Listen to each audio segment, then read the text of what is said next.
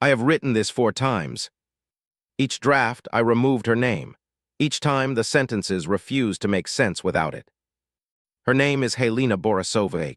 She is a human. She is 71 years old. She spent 49 years filing maps that no one in the Houth Concordium ever read, and when we finally read them 9 years ago, they ended us. Not a fleet, not a weapon, not a war. A cartographer. She was not classified, she was not hidden, she was simply not looked for. I am Tavik Renansho. I am a Houth historian, 142 cycles old, and I am writing this from a basement study on the far side of a galaxy my people no longer control in any meaningful sense.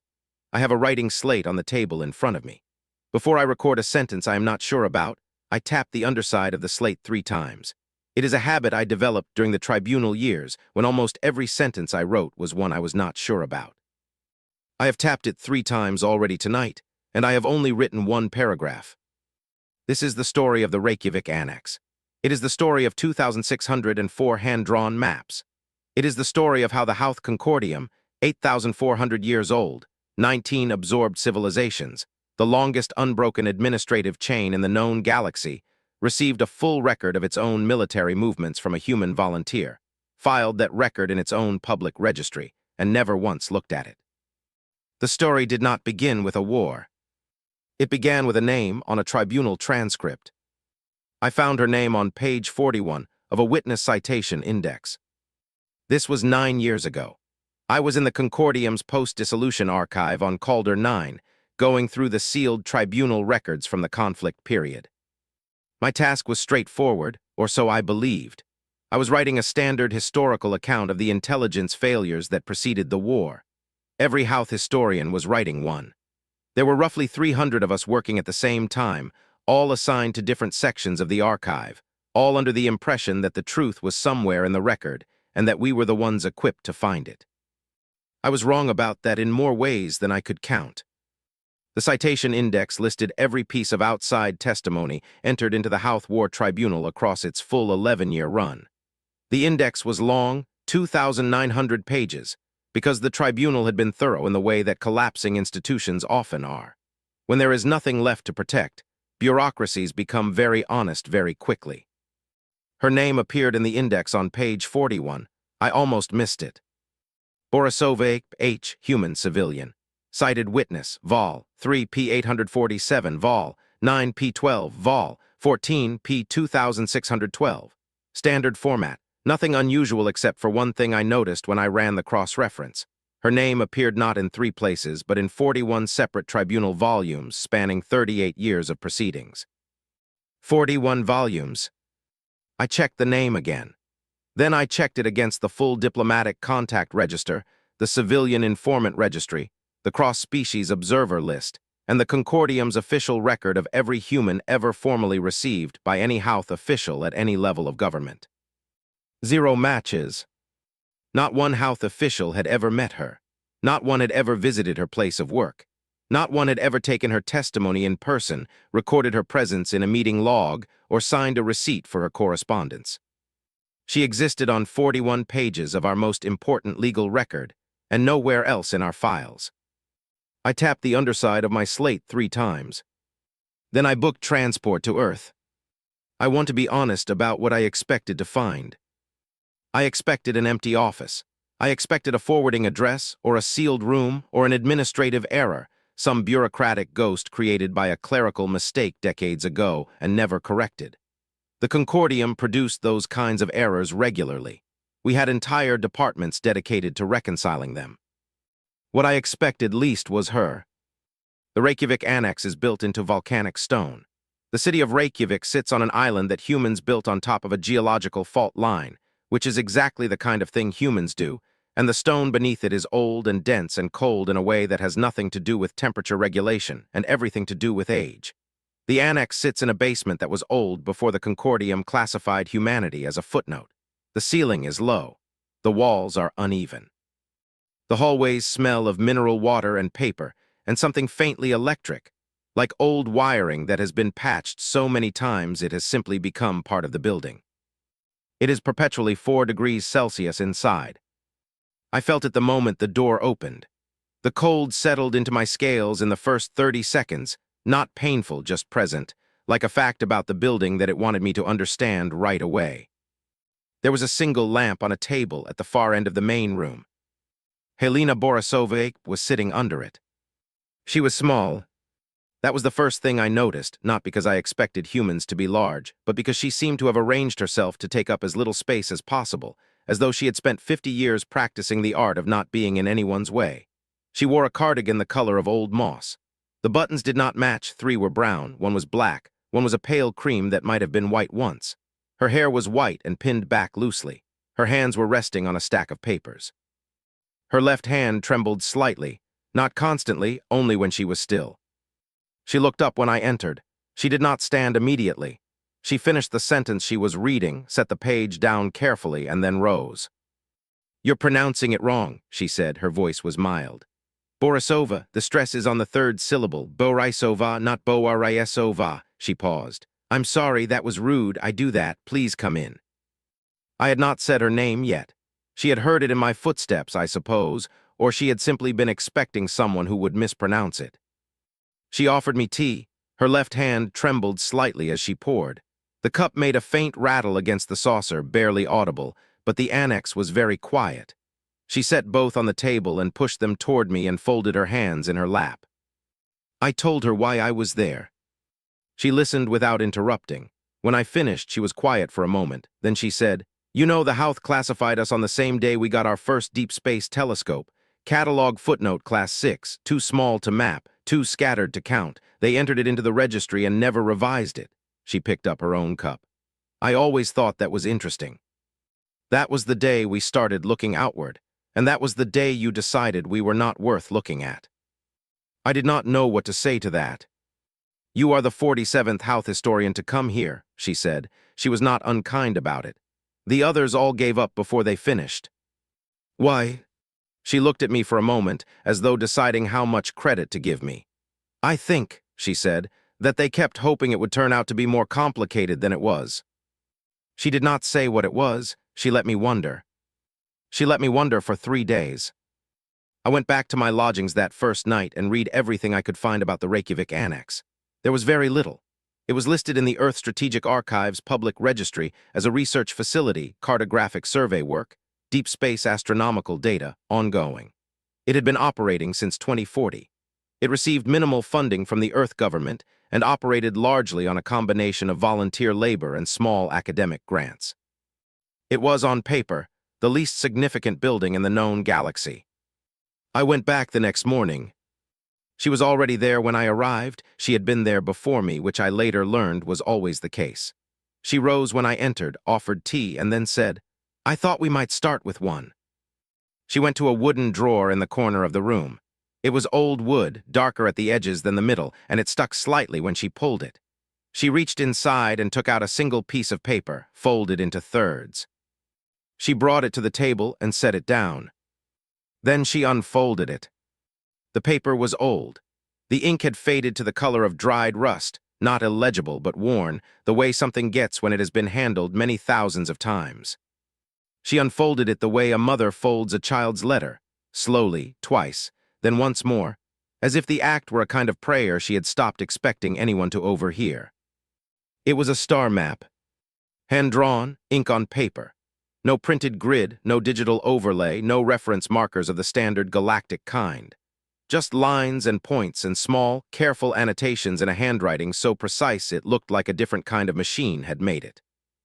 At the top, in that same careful hand, Pleiades Sector Survey Field Copy. Date, March 14, 2040. I looked at the map.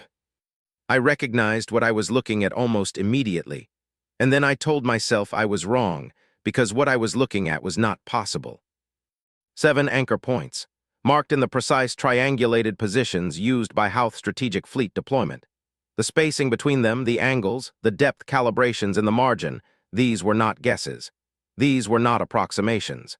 These were the exact positions of Warmaster 7 Crestal's 6th Strategic Group anchor formation. An anchor formation that the Houth Concordium had not officially established until the year 2071. 31 years after the date on this map. I looked up. Helena was watching me. She had her hands folded in her lap, and there was something in her face that was not quite patience. It was more like the expression of someone who has watched the same moment happen 46 times before and is curious whether this one will be different. "How?" I said. "I didn't draw them," she said. "I copied them." She explained it simply. In 2038, the Houth Concordium submitted a routine geological survey of the Pleiades sector coordinates to the Galactic Astronomical Registry. Standard procedure: the Concordium filed astronomical surveys regularly as part of its territorial mapping program. The survey was public record. It went into the registry's open archive and was accessible to any species with a membership account. Helena had been a volunteer cross-checker for the registry that year. She was 22 years old. "I was checking for filing errors," she said. "Mismatched coordinate formats, that kind of thing, and I noticed that the geological survey you filed had something unusual in it. The density readings at 7 specific coordinates were wrong for geology. The pattern was wrong. Geology doesn't cluster at those angles." She paused. "But fleet anchor points do." She had recognized the pattern from a Houth military manual, a publicly available document filed in the same registry 5 years earlier. "I made a note," she said. "Then I drew what I saw, then I filed it." She filed it. She had taken the information extracted from a public Houth document, drawn it onto a piece of paper, and submitted it to the Houth Cartographic Bureau as a voluntary correction notice. I stared at her. "They sent a receipt," she said almost apologetically. "A form receipt, automated. It came back in 6 days." She took me on the tour the following morning. I want to be careful here about how I describe what I saw, because I am aware that my account will read as exaggeration, and it is not. I was a trained historian. I had spent 40 years working with primary sources. I knew what a significant archive looked like. The Reykjavik Annex held 2,604 hand-drawn maps. Every single one was of a star system, a supply route, a listening post, or a fleet redeployment position within the Houth Concordium's territory. Every single one had been drawn by Helena Borisova. Every single one depicted a Houth military position anywhere from 6 months to 41 years, before the Concordium officially acknowledged that position existed. She had been drawing them since 2040. She had not stopped.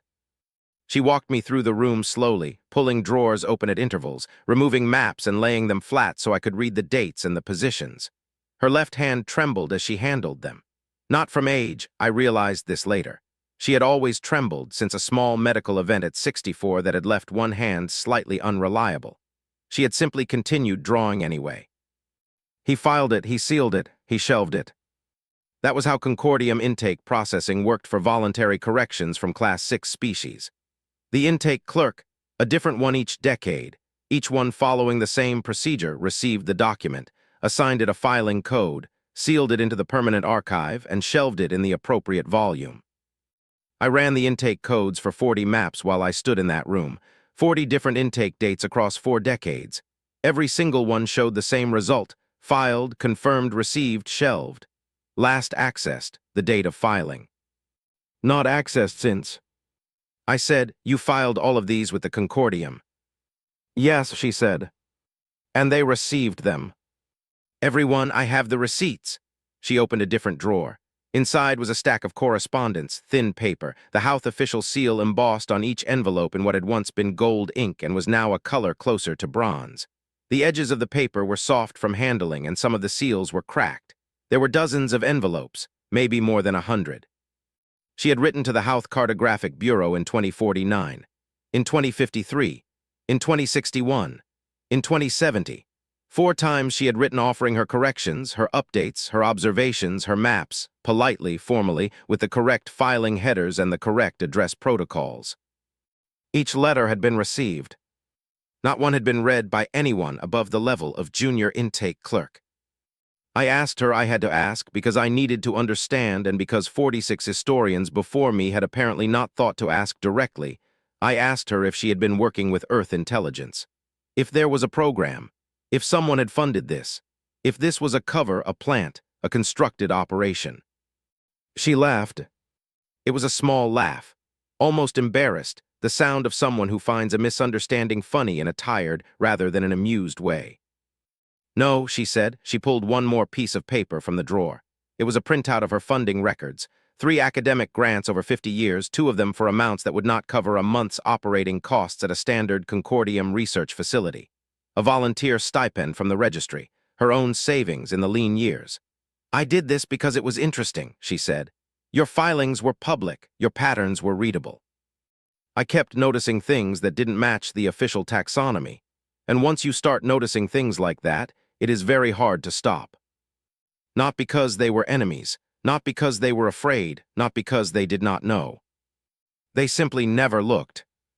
I left that evening just after the 7th hour. The rain in Reykjavik was light, a fine, cold mist that settled on my scales and made the stone streets shine.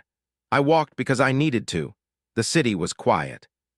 There were a few humans out, a couple walking a dog, a man reading under an awning, a food stall with yellow lights and the smell of something frying in oil. I stopped at the stall and ordered something warm without looking at what it was. The man behind the counter was friendly. I did not hear what he said. I walked 6 blocks before I realized the cup in my hand was empty. I had been running calculations in my head the whole time, and the calculations kept arriving at the same number, and the number was wrong, and I kept checking it, and it was not wrong. The Concordium had received her maps. The Concordium had filed her maps. The Concordium had shelved her maps.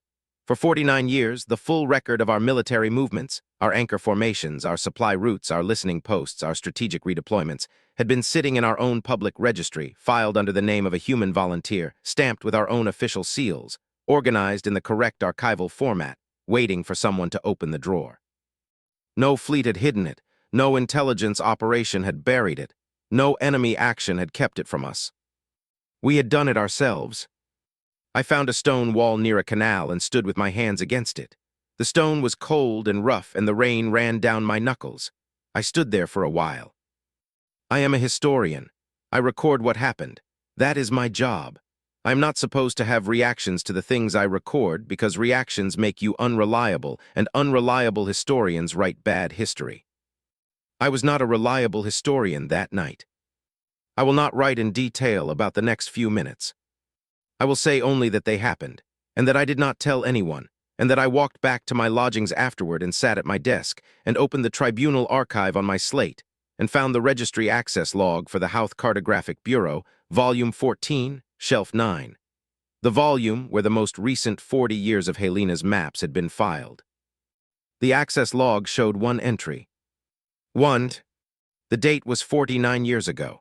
The user ID belonged to an intake clerk whose name I looked up and found in the retirement rolls, dead now, 12 cycles gone, never promoted above his entry-level position. He had opened the file on the day it was delivered. He had assigned it a filing code. He had closed the file. No one else had ever opened it. I sat at my desk for a long time. The slate was cool under my fingers. I did not tap it 3 times. I did not write anything. Outside, the rain kept falling on the old stone city, on the map that was already drawn, on the 49 years of silence that had been waiting, patiently, without complaint, without a single reminder, for someone to finally open the drawer. She had drawn 2,604 of them, and she had never once raised her voice. I did not sleep. I sat at my desk until the lamp in my lodging room ran through its cycle twice, and the sky outside the window went from black to the dark gray that passes for morning in Reykjavik in the spring.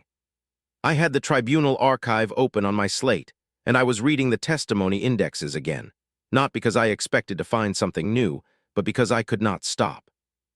Her name was on page 1 of volume 3, page 847, page 2612, the final page of volume 41. Every citation read the same way: filed, original in Houth Cartographic Bureau Registry, Vol. 14, Shelf 9. I pulled up the Bureau Registry 4 times across that night. Each time the access log for Volume 14, Shelf 9 showed the same single entry, 1 intake clerk, 1 access 49 years ago. The timestamp was so old it rendered in a font the registry had stopped using in 2061. I had not seen that font since I was a student. The file had been sitting there in that old font, in that cold basement, for longer than most soldiers who fought the war had been alive.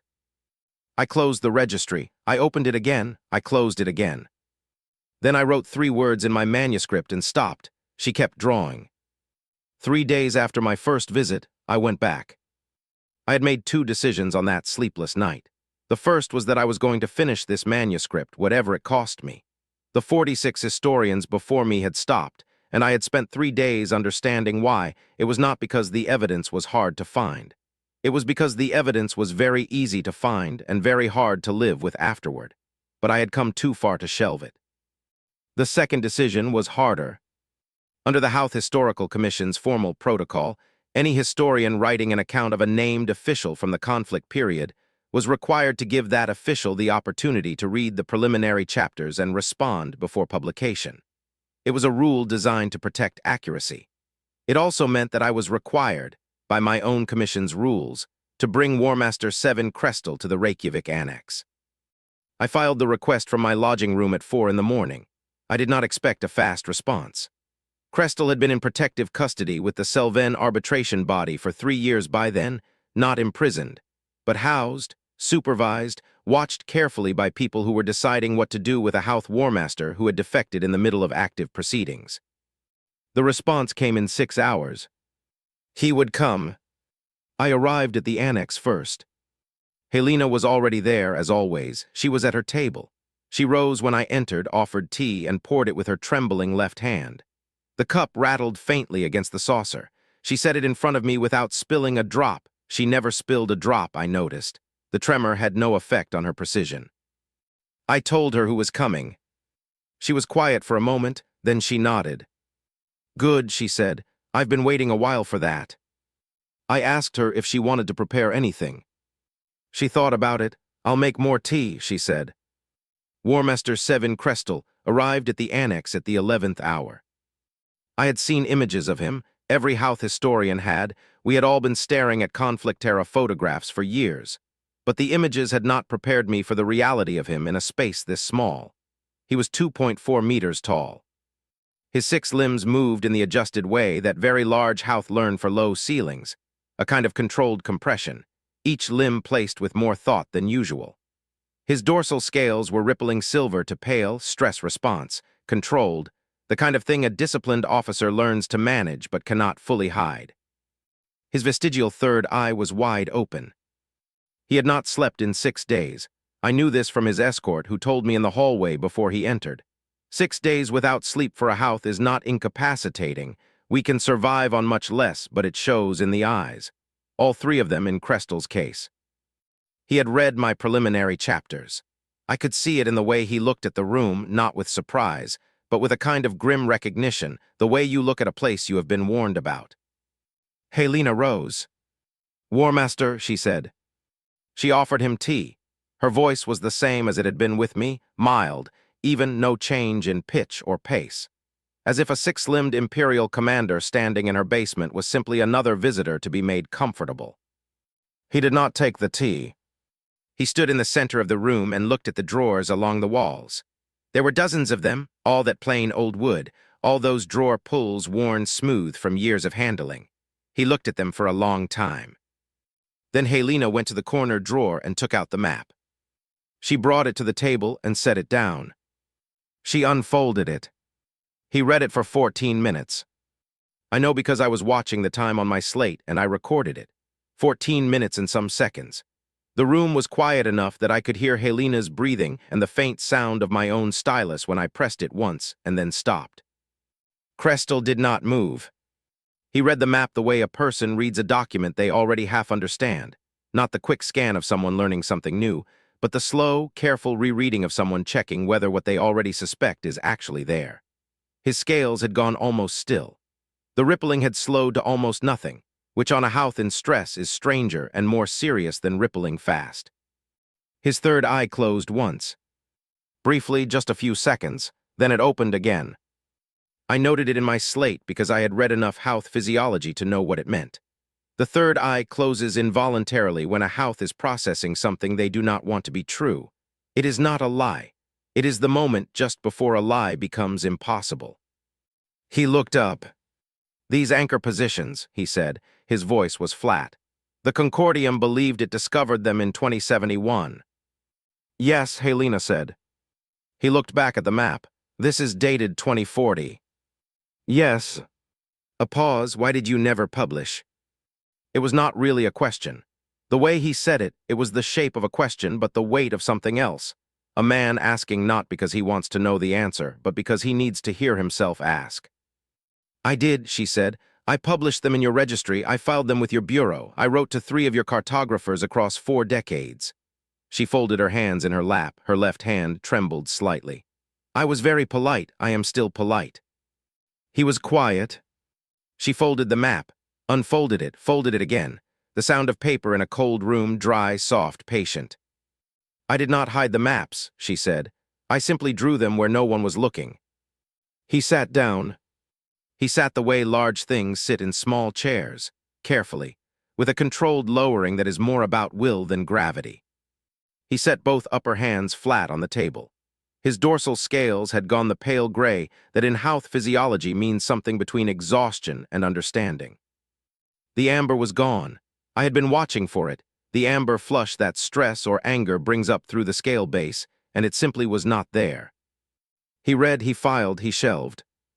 Those were the words that had come to me on the walk through Reykjavik.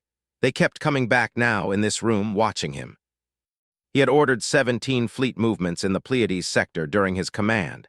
Every single one was on a map in this room. He had commanded the construction of 4 listening posts that the Concordium considered classified installations. Every single one was in a drawer within reach. He filed a geological survey in 2038 that a 22-year-old human cross-checker noticed before his own analysts did. None of this was Helena's intelligence operation. None of this was Helena's cleverness, exactly, or rather it was, but that was not the main thing. The main thing was that she had been correct, and she had filed the correct information in the correct place, and no one had looked. I was told, Crestel said slowly, that humans were a footnote. Helena looked at him for a moment. Footnotes are where the real arguments live, she said. I am sorry no one taught you that. The room was quiet. Helena picked up the map. She unfolded it one last time, all the way open, the full sheet flat, and smoothed it against the table with both hands, her trembling left pressing the crease slow, and even until it lay completely still. She pushed it across to him. You may keep this, she said. I have the originals memorized, I always did. Crestel looked at the map for a long time. Then he picked it up in both upper hands carefully, the way you hold something old, and he folded it, slowly, twice, then once more. The same way she had folded it. Not because he was praying, because he was learning. He stood, he rose to his full height in that low-ceilinged room, and he looked at her across the table, and he bowed. Not a diplomatic bow, not the brief, formal inclination of a military official acknowledging a civilian. This was the deep bow, the Houth bow of acknowledged debt, the one reserved for surrendered field commanders, for dying parents, for the person who told you the truth you had spent a long time not being ready to hear. He held it for 4 seconds. Then he left. He did not speak again. His footsteps went down the hall and up the stairs and out through the door, and then there was only the sound of the cold building and Helena's breathing and my stylus against my slate. What followed, I will record here in the plain way it happened. Within 9 days, War Master 7 Crestel resigned his command. He filed for formal asylum with the Selven arbitration body, a process that had not been used by a Houth official of his rank in 400 years. He submitted a sworn testimony of 412 pages. The testimony detailed, in specific and documented order, every Concordium decision he now believed had been wrong. He cited the Reykjavik Annex on the first page, the middle page, and the last. The Houth Warmoot fractured within 3 weeks. Not violently, that is important to understand. It did not collapse the way a structure collapses, with noise and falling pieces. It fractured the way a belief fractures, quietly, along lines that had always been there, in the places where people had been most careful not to look. 7 internal divisions emerged from the fracture. 3 other War Masters defected within the year. None of them came to Reykjavik. They did not need to. Crestel's testimony was public, and the registry access logs were public, and the maps were public. They had always been public. And once the first person read them, the reading spread the way readings do, which is to say unstoppably and without any central authority to slow it down. The Concordium did not collapse. I want to be precise about this. It did not fall. It did not end in fire or war or the kind of clean historical break that makes the work of historians easier. It simply ceased to be coherent. The administrative chain that had run unbroken for 8,400 years developed a fracture it could not explain away, because the fracture was not a military defeat or a political assassination or an economic failure. It was a drawer full of paper maps that a woman had been filing for 49 years, in a basement that was always 4 degrees cold, under a lamp that threw her shadow large against the stone. The Merc, though, sent a formal acknowledgement to the Earth Strategic Archive 6 months after the defection. It was brief, 11 sentences, and it ended with a phrase that their guild society uses for occasions of significant recontextualization. I will not attempt to translate it. The translation loses the specific weight the original carries. What it means, roughly, is, we were counting wrong, and we are sorry it took us this long to notice. The Selvens sent nothing publicly. Privately, Helena told me later she received a letter from the senior Selven arbiter who had visited the annex in 2063. It said, "We read them then. We did not speak. We are sorry. We hope it still matters that we say so." She wrote back, she told them it did. I went back to the annex one last time before I left Earth. Helena was 80 years old by then. 9 years had passed since my first visit.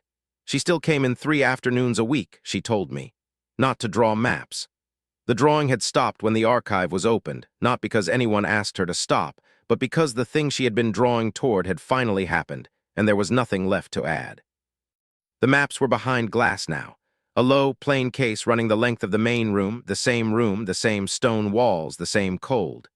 The overhead lights were slightly too bright, the way exhibit lights always are. There were information cards beside the case, printed in 9 languages. On the Tuesday afternoon I visited, the room was empty except for Helena and me.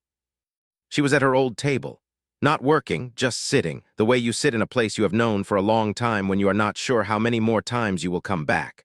Her cardigan was different, newer, the buttons all matching, but she wore it the same way, slightly loose, slightly off-center. I asked her if she ever expected anyone to read what she filed. She thought about it for a long time. "I expected," she said, "that someone would eventually. I did not expect it to take 49 years. She paused. "And I did not expect it would have to be an enemy." I asked her if that bothered her. She looked at the case. The maps inside it, flat behind glass, every one of them a record of something she had seen before the people it belonged to had seen it themselves. "No," she said, "records don't care who reads them. That's what makes them records." She picked up her cup. It was empty. She set it down. That night, I sat in my lodging room with the manuscript in front of me. I have written this 4 times. Each time I removed her name. Each time the sentences stopped making sense. Now I have written it a 5th time, and her name is on every page, and the sentences make sense, and I still do not know if I will publish it. Not because it is wrong. Every fact in it is documented, receipted, filed, and confirmed. The maps are behind glass, the registry is open, the access logs are public. Because I know what happens when someone finally opens the drawer. I watched it happen. I watched 8,400 years of administrative certainty develop a crack that started in a single filing cabinet in a cold basement on a small island on a planet we once marked as a footnote. And I know that there are other drawers in other archives, on other worlds, drawers that were filed correctly, shelved carefully, never opened. And I do not know yet whether this manuscript is the kind of thing that opens them or closes them. She drew, she filed, she waited. 49 years. I have been sitting with this manuscript for 9. Outside my window on the other side of the galaxy, the stars look the same as they always have. In Reykjavik, it is probably raining. The annex is probably cold.